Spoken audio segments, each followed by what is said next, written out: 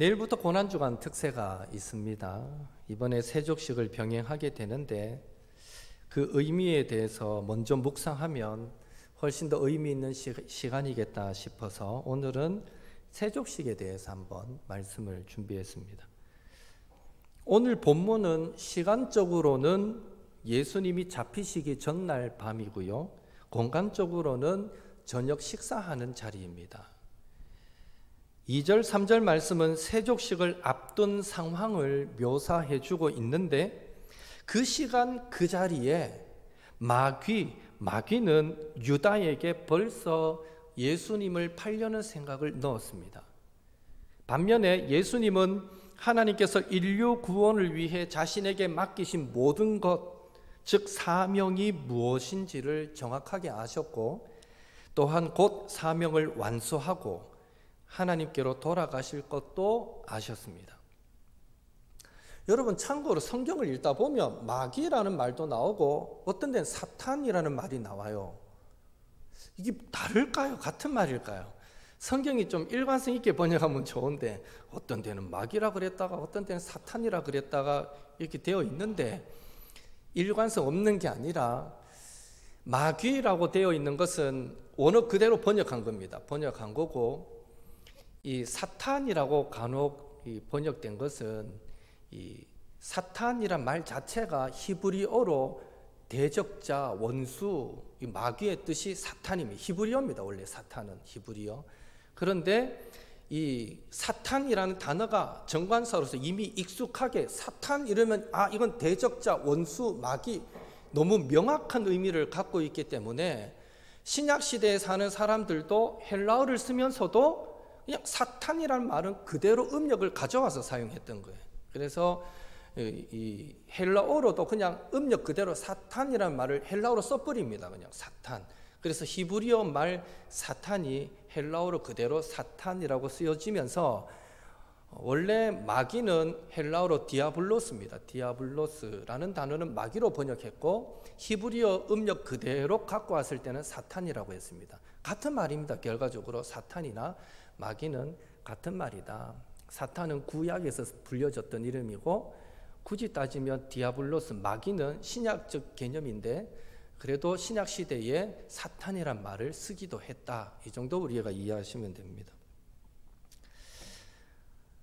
세족식을 앞둔 그 예수님이 잡히시는 전날 밤 식사하는 자리에 마귀가 그 자리에 예수를 팔려는 생각을 가룟 유다에게 넣었던 반면에 또 그 자리에 예수님은 자기의 사명이 뭔가를 알고 그 사명을 다하여 곧 하나님께로 돌아가실 것까지 알았다라고 이렇게 비교해 주고 있죠. 이 사실에서 두 가지를 생각해 보는데 첫째로 예수님과 함께하는 만찬의 자리에도 마귀는 가룟 유다의 마음에 틈타더라라는 것입니다. 이를 우리에게 적용하면 은혜 받는 자리, 예배의 자리, 기도의 자리에도 마귀는 틈타서 우리 성도들의 마음을 흔들어 놓을 수 있다라는 것입니다. 같은 자리에서 함께 예배 드려도 어떻습니까? 은혜를 많이 받는 사람이 있고 은혜를 적게 받는 사람이 있고 심지어 은혜를 받지 못하는 사람이 있습니다. 기도하는 자리에서조차도 마귀는요, 평소 잘 하던 기도가 막혀서 나오지 않도록 만들 수가 있습니다. 그래서 바울은 에베소 교회 성도들에게 마귀에게 틈을 주지 마라 이렇게까지 권면했던 것입니다. 우리의 원수 마귀는 늘 우리가 은혜 받지 못하도록 은혜에 점점 무감각해지도록 할 수만 있으면 하나님으로부터 1cm 1cm씩이라도 떨어지게 만들려고 그렇게 얼마나 우리를 집요하면서도 은밀하게 공격해 오는지 모릅니다. 그러므로 우리는요, 은혜 받는 자리에 있으면 자동적으로 은혜 받는다라는 이런 안일한 생각은 버려야 됩니다. 물론 예배하고 기도하는 자리가 죄 짓는 자리보다 훨씬 더 은혜 받을 확률은 높습니다. 그러나 은혜는요, 갓난 아기들이 엄마의 젖을 사모하듯이 아기들이 배고프면 엄마한테 젖 달라고 막 죽을 힘을 다해 울잖아요. 젖 안 줘 보십시오. 막 넘어갑니다. 숨이 멎어버립니다. 애들이 막 배고프다고 젖 달라고 얼마나 뻗쳐 우는데요. 갓난 아기들이 젖을 사모하듯이 그렇게 하나님께 간절히 은혜 베풀어 주시기를 사모할 때 부어주시는 선물이 하나님의 은혜다라는 것이죠. 그런 의미에서 예배의 자리로 나오고 기도의 자리를 찾을 때마다 주여 이 시간에도 저에게 은혜를 베풀어 주옵소서 간절히 사모하고 기도하는 마음으로 나올 수 있게 되기를 예수님의 이름으로 축원합니다.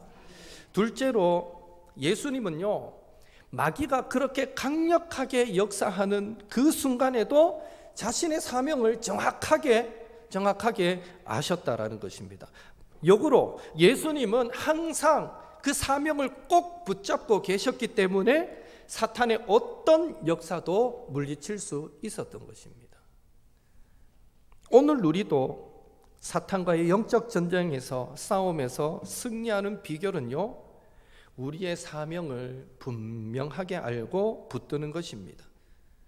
학생들이 공부할 때 목표가 분명하면 어떤 열악한 환경에서도 더 열심히 공부하게 되는 것처럼 성도는요, 사명을 붙들 때 어떤 상황에서도 피 흘리기까지 믿음의 선한 싸움을 내가 한번 싸워보겠노라 하고 달려갈 수 있는 것입니다.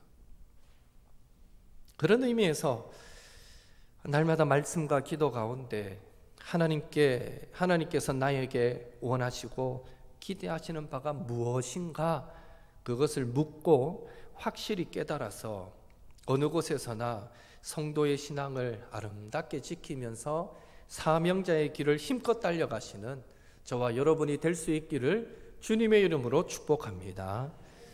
이제 4절 이하에 보면 드디어 예수님은 식사 자리에서 일어나 제자들의 발을 씻깁니다. 겉옷을 벗고 수건을 가져다가 허리에 두르고 대야에 물을 떠서 제자들의 발을 씻은 후 수건으로 닦습니다.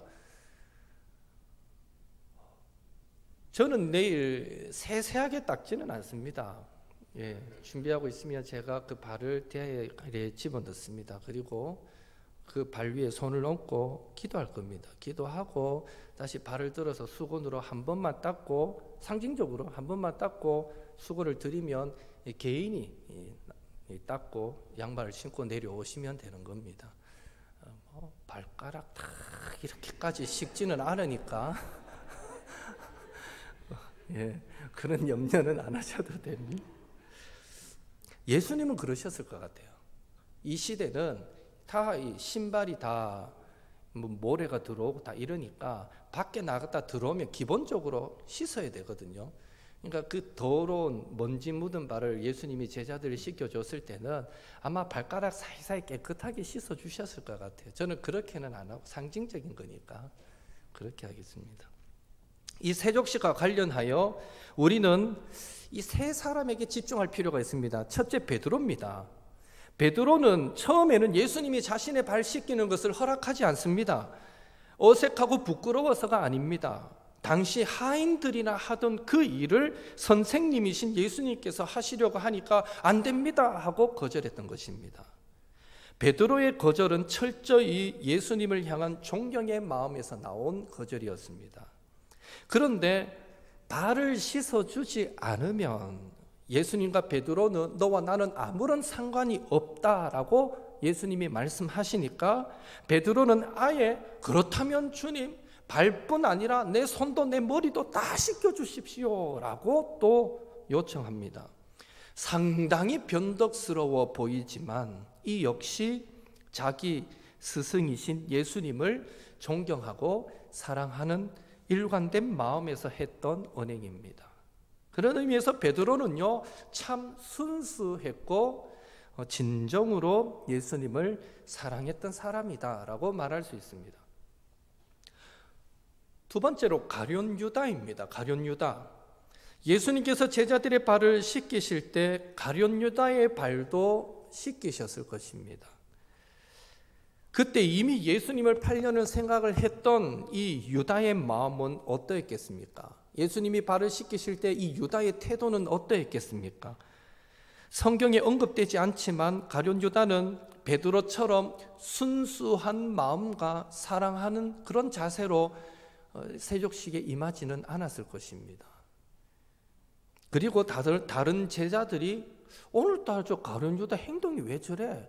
애가 뭐 기분 나쁜 일이 있어? 얼굴이 왜 저래 굳었어? 이런 말이 없는 것을 보면 예수님께서 자신의 발을 씻기실 때 이 유다는 애써 태연한 척 그렇게 연기했을 것입니다. 그런 의미에서 가룟 유다의 겉모습은 어쩌면 베드로보다 더 차분하고 안정적이었을지 몰라도 그는 순수하지 못했고 진정으로 예수님을 사랑하지 못했던 사람입니다. 세족집과 관련해서 세 번째 우리가 집중해야 될 분은 예수님이십니다. 제자들의 발을 씻으실 때 예수님의 마음은 어떠했겠습니까? 비록 부활해서 제자들을 다시 만날 것이지만 그가 육신의 몸으로 함께 있는 것이 오늘이 마지막 밤이 될 것을 아셨기에 평소 제자들과 사이가 각별하셨던 예수님의 마음은 결코 마냥 밝지만은 않으셨을 것입니다. 그래서 예수님은 그 어느 때보다도 사랑 가득한 마음으로 제자들의 발을 씻어 주셨고 자신을 팔아버릴 가룟 유다의 발도 동일한 사랑의 마음으로 씻어 주셨을 것입니다. 이런 예수님의 세족식을 두고 우리는 크게 세 가지 의미를 찾을 수 있습니다. 첫째는요, 이 세족식은 예수님의 차별 없는 사랑을 보여주고 있습니다. 순수하고 예수님을 진심으로 사랑하던 베드로나 예수님을 팔 생각으로 가득하여 아닌 척 연기하는 이 위선적인 가룟 유다나 예수님은 똑같이 그들의 발을 씻겨 주셨습니다. 예수님께서 가룟 유다가 자신을 팔 것을 모르셨을까요? 아닙니다. 당연히 아셨습니다. 그러함에도 변함없는 사랑으로 유다의 발을 씻겨 주셨던 것입니다. 이것은요, 이미 공생의 초반에 산상설교 하셨던 이 누가복음 6장 32절 35절 말씀의 직접적인 실천이다라고 말할 수 있습니다. 같이 한번 읽어보겠습니다. 너희가 만일 너희를 사랑하는 자만을 사랑하면 칭찬받을 것이 무엇이냐? 죄인들도 사랑하는 자는 사랑하느니라. 오직 너희는 원수를 사랑하고 선대하며 아무것도 바라지 말고 구워주라. 그리하면 너희 상이 클 것이요 또 지극히 높으신 이의 아들이 되리니 그는 은혜를 모르는 자와 악한 자에게도 인자하시니라. 아멘. 예수님은 평소에 원수도 사랑하고 선대하라라고 가르치셨는데 지금 가룟 유다에게 그것을 몸소 실천해 보이고 계시는 것입니다. 바울이 로마서 12장 21절에서 악에게 지지 말고 선으로 악을 이기라 라고 그렇게 가르쳤는데 지금 예수님께서 가룟 유다에게 선으로 악을 이기는 실천을 몸소 행하고 계신 것입니다.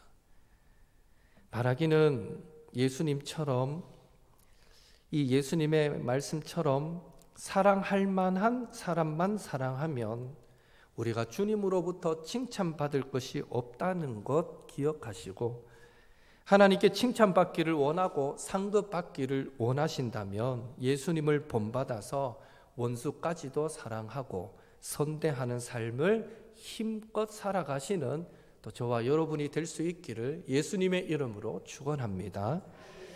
둘째로 세족식은요, 예수님과 제자들과의 관계성을 확인하는 것이었습니다. 예수님께서 베드로에게 말씀하신 대로 그 발을 씻어준 자는 예수님과 관계가 형성된다라는 것입니다. 다시 말해서 성도는 이미 목욕으로 비유된 거듭남을 통해서 예수님과 연결되어 있기에 이제는요, 발 씻음을 통해서 매일매일의 회개를 통해서 예수님과 바른 관계를 계속해서 유지해 갈 수 있다라는 것입니다. 그런 의미에서 날마다 하루를 돌아보고 반성하고 회개하는 기도의 시간을 갖는 것은요, 날마다 세족식을 통해서 예수님과 바른 관계를 형성하는 것과 같다라고 우리는 이해해야 됩니다. 셋째로, 세족식은 섬김의 삶을 가르쳐 주시기 위함이었습니다. 예수님은 제자들도 섬김의 삶을 살기를 바라시는 마음에 지금 먼저 본을 보여주시는 것입니다. 왜 이 시점에서 이런 가르침을 주실까요? 생각해 보면 지금 세족식을 하려는 이 시간은 예수님께서 십자가를 지시기 전에 마지막으로 제자들과 함께하는 시간이기 때문에 이 시간에 예수님께서 무엇을 하시든지 간에 그것은 모두 어쩌면 유언과 같은 효력을 지니는 소중한 것이 될 것인데, 그 귀한 시간에 세족식을 통해서 섬김의 삶을 가르치려고 하셨던 이유가 무엇인가라는 것이죠. 그것을 알려면 제자들의 상황을 생각해 보아야 됩니다. 복음서에 의하면 제자들은 예루살렘으로 오는 동안에, 지금 예루살렘으로 오는 동안에 누가 크냐, 누가 더 크냐라는 것으로 논쟁했습니다. 마가복음 9장에서도 한 번 논쟁하고, 누가 크냐라는 것 때문에 마가복음 10장에서도 한 번 더 논쟁하고, 심지어 오늘 본문에서는 생략했지만 누가복음 22장 24절에 보면 주의 만찬, 최후의 만찬 때 성찬식을 거행한 직후에도 제자들은 또 누가 크냐를 그런 주제로 다투기까지 했던 것을 보게 됩니다. 성경에 보면요, 한 3번 정도 누가 크냐 때문에 다퉈요. 제자들은 여전히 예수님이 왕이 되시면 그들이 누릴 특권에만 관심을 보이고 있었던 것입니다. 아마 예수님과 제자들이 함께 예루살렘에 입성할 때에 많은 사람들이, 많은 무리들이 호산나 다윗의 자손이여 하면서 예수님을 정치적 메시아로 여기고 열렬하게 환영했을 때, 그런 환영은 이 제자들의 헛된 야망에 기름을 끼얹는 것과 같은 부정적인 영향을 끼쳤을 것입니다.